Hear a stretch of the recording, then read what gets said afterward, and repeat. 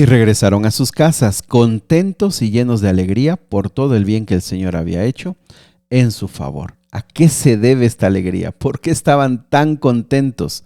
Vamos a descubrirlo juntos en Primera de Reyes, capítulo 8.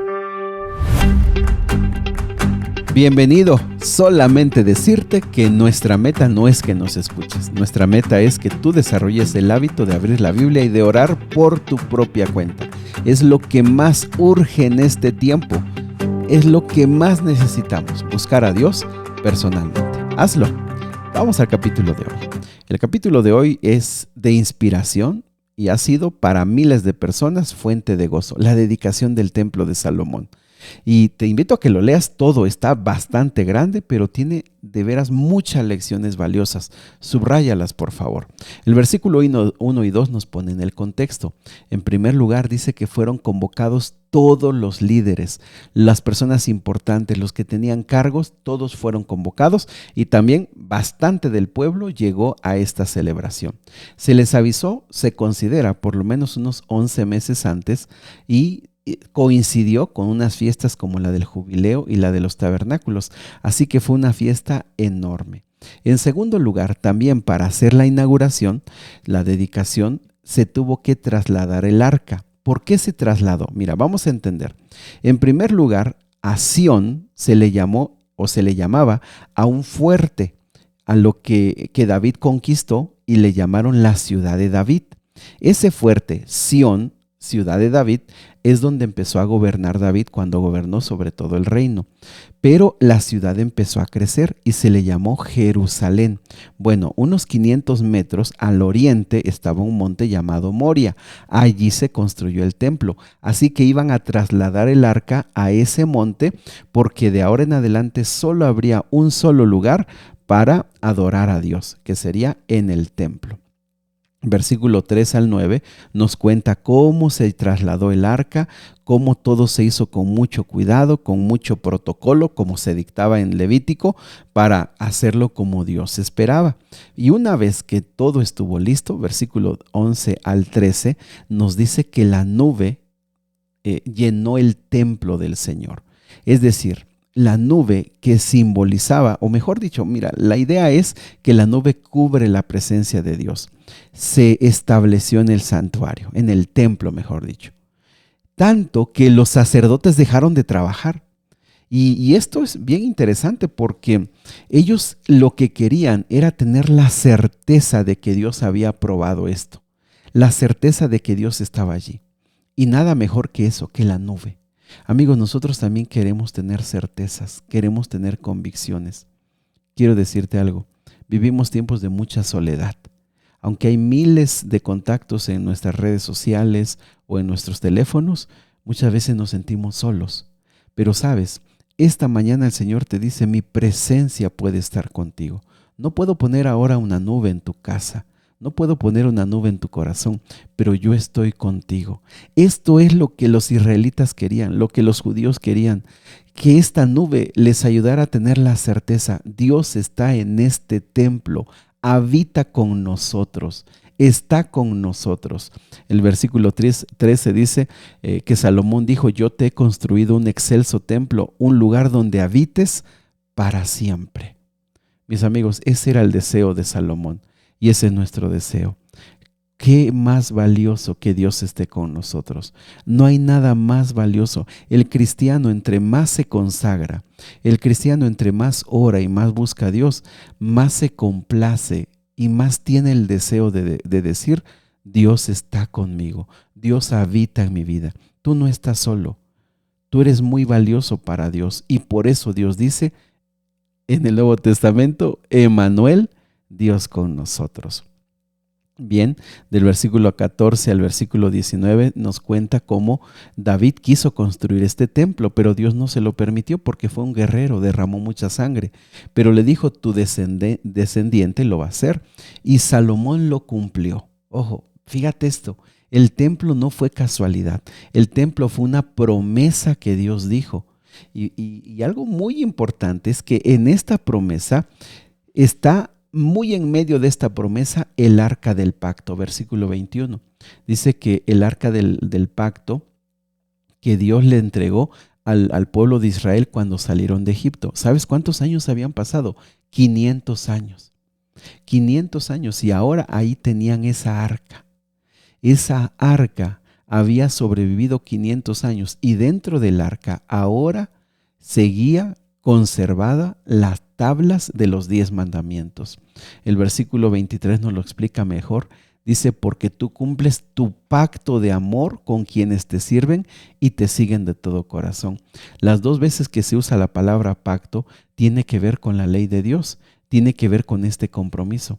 Y amigos, ¿sabes lo que está diciendo aquí Salomón? Si este templo está construido, no fue por mi habilidad, no fue por mi riqueza, no fue por la fortaleza y valentía de mi padre David. No, es porque tú hace 500 años hiciste un pacto con tu pueblo y lo estás cumpliendo hoy. El templo es una realidad por tu pacto que tú no te olvidas, no lo violas, no lo dejas. Nosotros fallamos, pero tú nunca fallas. Mis amigos, nosotros cuando hacemos un pacto con Dios, por ejemplo, si te bautizas, cuando tú te bautizas, haces un pacto con Dios. Pero cuando tú entiendes que Dios hizo un pacto con su pueblo desde Abraham y lo ha venido renovando, en la muerte de Cristo Jesús fue un cumplimiento de un pacto, te das cuenta que las cosas suceden no porque seamos perfectos, no porque seamos impecables, sino porque Dios es misericordioso y lo cumple. Y no importa si pasan 500 años, Dios cumple sus promesas, Dios cumple sus pactos. Hoy vivimos tiempos de mucha ansiedad, de mucha preocupación, de incertidumbre. ¿Qué va a pasar conmigo mañana? ¿Qué va a pasar conmigo porque estoy solo, porque no tengo hijos, porque no tengo dinero, porque el trabajo un día se me va a acabar, los recursos se me están acabando? Todo eso nos preocupa. Pero ¿sabes? 500 años no borraron las promesas de Dios. Dios lo cumplió. Así que en nuestra corta vida Dios no se va a olvidar de las promesas. Si nosotros somos fieles a Él, lo amamos con todo nuestro corazón, Él va a cumplirlo. Así que en la responsabilidad que tienes, así que en el trabajo que hoy tienes, así que en el ministerio que hoy desenvuelves en la iglesia, no te olvides, Dios va a cumplir. Haz tu mejor parte, ama a Dios de todo corazón y sé feliz sirviendo a tu Padre Celestial. Él va a cumplir su parte, Él va a bendecir tu obra. Tú estás trabajando para el Señor va a bendecir tus esfuerzos. No por nuestra obediencia ni porque seamos los hijos perfectos, porque Él ha hecho un pacto con nosotros. Mis amigos, algo que es aquí hermoso y valioso es que cuando el lugar santísimo se llenó de la presencia de Dios, estaba tan cerca, en medio de todo esto, la ley de Dios, la ley, las tablas. ¿Y sabes lo que nos recuerda? Que hoy en día sigue vigente los 10 mandamientos. Hoy sigue vigente el amar a Dios y guardar sus mandamientos. Hoy, tristemente, la ley de los 10 mandamientos es pisoteada, es olvidada. Mucha gente la ha hasta cambiado con tal de decir eso ya pasó, eso ya fue crucificado en la cruz. Pero mis amigos, si hay algo que estuvo en el corazón del lugar santísimo con la presencia de Dios mismo, no creo que el Señor la haya terminado o la haya crucificado o la haya acabado. La palabra de Dios dice que es eterna. Fíjate que el versículo 18 nos introduce otro tema, el tema de la oración. ¿Cómo se dedicó este templo? A través de una oración de Salomón. Fíjate que se usan varias palabras para oración. Dice el versículo 28, Señor mi Dios, atiende a la oración y a la súplica de este siervo tuyo. Oye el clamor y la oración que hoy elevo a tu presencia. El versículo 30 vuelve a repetir esta frase. Oye la súplica de tu siervo y de tu pueblo Israel cuando oren en este lugar. Oye desde el cielo donde habitas, escucha y perdona. Mira, en este capítulo se repiten varias veces la palabra oración y hay algunas que ni se traducen como oración, sino como súplica. Este capítulo habla mucho del significado de la oración. La oración tiene que ver con súplica, la oración tiene que ver con ruego, Pero también aquí nos enseña otros tipos de oración. La oración en la que tú buscas a Dios, pero para conocer su voluntad y para obedecer su voluntad. Salomón habla varias veces de la oración y lo que para mí por lo menos me deja muy claro es que David dijo, este lugar es un lugar de oración. Aquí vendrán las personas a rogar, a buscar tu voluntad, a buscar y abrir su corazón a ti para tratar de volver a conectar contigo como nuestro Padre. ¿Sabes?